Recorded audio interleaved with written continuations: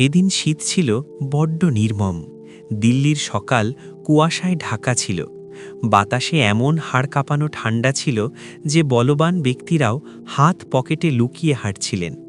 India গেটের পাশে ফুটপাতের ধারে এক রোগাপাতলা ছেলে মাটিতে গুটিসুটি মেরে বসেছিল। হাঁটুতে বুক ঠেকিয়ে দুই হাত দিয়ে নিজেকে শক্ত করে জড়িয়ে ধরে রেখেছিল, যেন নিজের শরীর থেকেই উষ্ণতা নিংড়ে নেওয়ার চেষ্টা করছে। পায়ে জুতো তো দূরের কথা, ছেঁড়া চটিও ছিল না।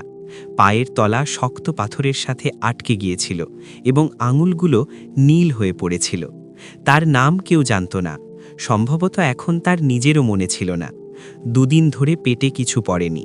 খিদে এখন আর শুধু পেটের মধ্যে সীমাবদ্ধ ছিল না, তা তার চোখে নেমে এসেছিল। দুর্বল নিস্তেজ চোখ, যাতে না ছিল কোনো অভিযোগ, না ছিল কোনো আশা।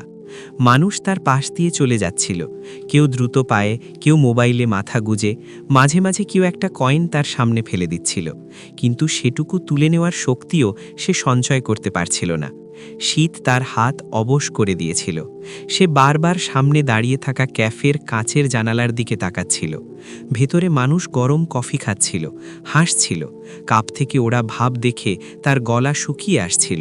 পেটে হালকা টান লাগছিল, আর সে চোখ বন্ধ করে নিচ্ছিল, যাতে সেই দুনিয়াটা দেখতে না হয় যা তার জন্য ছিল না। তখনই রাস্তার ধারে একটি কালো দামি গাড়ি এসে থামল, এমন চকচকে যেন শীতও তাকে স্পর্শ করতে পারবে না। আশেপাশে দাঁড়িয়ে থাকা কিছু মানুষ মুহূর্তের জন্য থামল। গাড়ির দরজা খুলল এবং একটি মেয়ে নিচে নামল। উঁচু বুট, হাঁটু পর্যন্ত কোট, খোলা চুল। তার পদক্ষেপে এক অদ্ভুত আত্মবিশ্বাস ছিল। ঠান্ডাতেও তার মুখ শক্ত নয়, বরং স্থির ছিল, যেন সে পরিস্থিতির সাথে অভ্যস্ত। তার নজর হঠাৎ সেই ছেলেটির ওপর পড়ল। সে এক মুহূর্তের জন্য থামল। নজর বিনিময় হলো।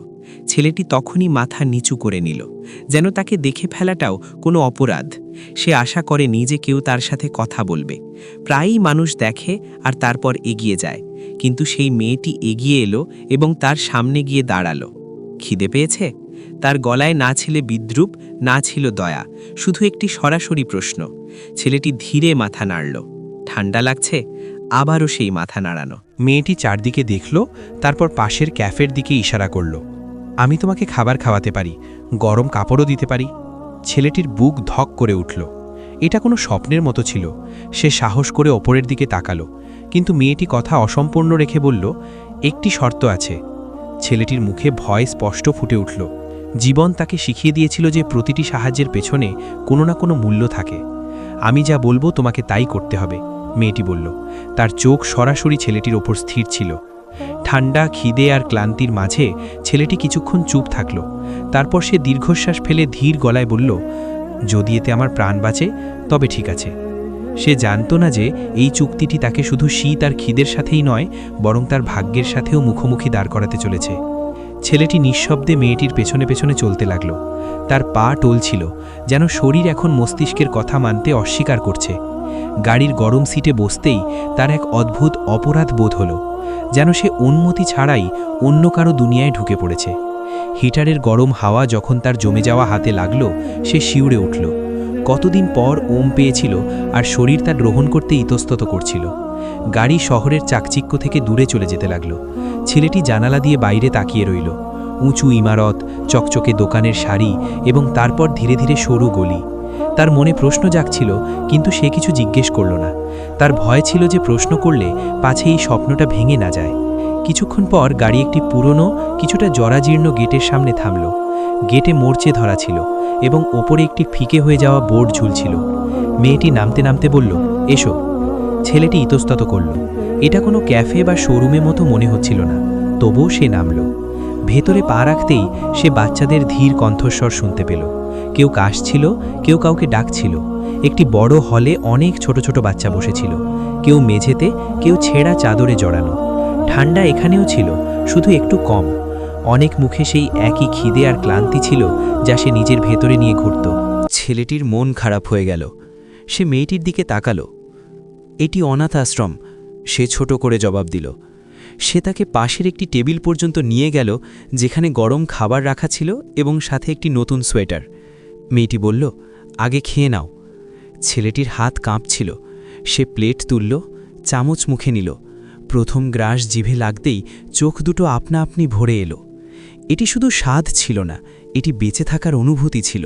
সে খাবারের মধ্যে ডুবেছিল, তখনই মেয়েটির গলা আবার শোনা গেল, এবার আমার শর্ত।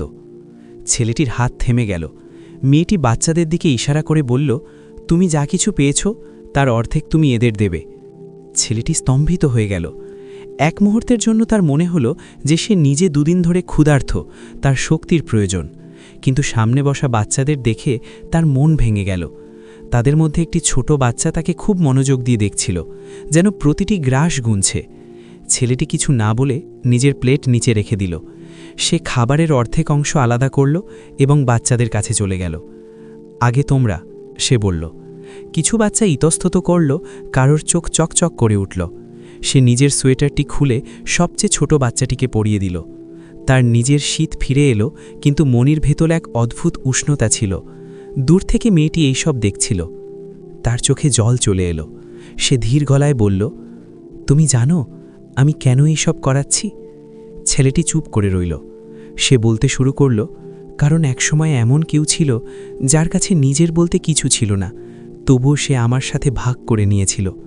তার কণ্ঠস্বর বুঝে এলো, আমি আজ যেখানে আছি সেই মানবিকতার কারণেই আছি। ছেলেটি প্রথমবার তাকে মন দিয়ে দেখছিল। এখন আর তাকে কোনো ধনী মেয়ে মনে হলো না, মনে হলো একজন মানুষ যার ভেতরে পুরনো ব্যথা এখনও বেঁচে আছে। সে বুঝতে পারল এই শর্ত কোনো অপমান ছিল না, এটি ছিল একটি পরীক্ষা এবং সম্ভবত একটি নতুন শুরু। সেই রাতে ছেলেটি অনাথ আশ্রমের এক কোণে পাতা পাতলা তুষকে শুয়ে রইল। পেটে এখন খিদে ছিল না, কিন্তু চোখে ঘুমও আসছিল না। ছাদের পাখার ধীর শব্দের সাথে তার মনে ফেলে আসা জীবনের টুকরো ছবিগুলো ঘুরছিল। রেলওয়ে স্টেশন, কনকনে রাত, খালি বাটি আর মানুষের অবহেলা। প্রথমবার তার মনে হলো যে জীবন হয়তো এখানেই শেষ হয়ে যায় না। ভোরের হালকা আলো জানালা দিয়ে ভেতরে আসতেই তার চোখ খুলল। বাইরে বাচ্চাদের হাসি শব্দ শোনা যাচ্ছিল, সেই বাচ্চারা যাদের সাথে সে কাল নিজের খাবার ভাগ করেছিল। তাদের মুখে হাসি দেখে তার ঠোঁটেও অজান্তে এক চিলতে হাসি ফুটে উঠল। সে উঠল এবং বাইরে এলো। তখনই সে দেখল সেই মেয়েটি একটি বেঞ্চে বসে তার অপেক্ষা করছে। আজ তার পোশাক ছিল সাদাসিধে, মুখে সেই কঠোরতা ছিল না। ঘুমিয়েছিলে? সে জিজ্ঞেস করল। ছেলেটি মাথা নাড়ল। অনেকদিন পর শান্তিতে ঘুমিয়েছি। মেয়েটি ব্যাগ থেকে কিছু কাগজ বের করে তার দিকে বাড়িয়ে দিল। এটা দেখো। ছেলেটি কাগজ খুলল। তাতে একটি ছোট কারখানায় কাজের প্রস্তাব ছিল, সাথে থাকার জায়গার ঠিকানা আর প্রাথমিক বেতনের উল্লেখ। তার হাত কাঁপতে লাগল। এটা আমার জন্য? হ্যাঁ, মেয়েটি সোজাসুজি বলল, কিন্তু এটা কোনো দয়া নয়। ছেলেটি অবাক হয়ে গেল। তাহলে? মেয়েটি দীর্ঘশ্বাস ফেলল। কাল চাইলে তুমি সব নিজের জন্য রাখতে পারতে, কেউ তোমাকে আটতেত না, কিন্তু তুমি রাখোনি, তুমি ভাগ করেছ। এই যোগ্যতাই একজন মানুষকে এগিয়ে নিয়ে যায়। ছেলেটির চোখ ভিজে এলো। সে কাগজ হাতে নিয়ে মাটিতে বসে পড়ল। আজ পর্যন্ত কেউ আমার কাছ থেকে কিছু আশা করেনি, সে বলল। সবাই হয় দূর দূর করেছে, নতুবা করুণা করেছে। মেয়েটি কাছে এলো এবং তার কাঁধ ধরল। আশা কোনো বোঝা নয়, সে বলল, তা পথ দেখায়। কিছুদিন পর ছেলেটি কাজে যেতে শুরু করল। সকালে সময় মতো ওঠা, কাজ শেখা, সন্ধ্যায় ক্লান্ত হয়ে ফেরা, এই সব তার কাছে নতুন ছিল, কিন্তু ভালো ছিল। মাসের প্রথম বেতন যখন তার হাতে এলো, সে সবার আগে অনাথ আশ্রমের পথে পা বাড়ালো। বাচ্চাদের জন্য মিষ্টি আনলো, কিছু গরম কাপড়ও। মেয়েটি দূর থেকে এইসব দেখছিল। সে কাছে এসে কিছু বলল না, শুধু মুচকি হাসল। সেই হাসিতে গর্ব ছিল। সময় বয়ে গেল। মাস কয়েক পর সেই ছেলেটি যে একসময় ফুটপাথে ঠান্ডায় কাঁপত, এখন সেই এলাকাতেই দাঁড়িয়েছিল, পরিষ্কার পোশাকে সোজা হয়ে দাঁড়ানো। সামনে একটি রোগা বাচ্চা বসেছিল, সেই একই নিস্তেজ চোখ, সেই গুটিসুটি মারা শরীর। ছেলেটি তার পাশে বসল। খিদে পেয়েছে? সে জিজ্ঞেস করল। বাচ্চাটি ধীরে মাথা নাড়ল। ছেলেটি নিজের ব্যাগ খুলল, খাবার বের করল এবং তার দিকে বাড়িয়ে দিল। সেই মুহূর্তে সে বুঝতে পারল, দুনিয়া একজন মানুষের মাধ্যমে বদলায় না, কিন্তু একজন মানুষের জীবন যদি বদলে যায় তবে সেই পরিবর্তন ভবিষ্যতে আরও অনেক জীবনকে স্পর্শ করে আর সম্ভবত এটাই হলো প্রকৃত প্রাচুর্য।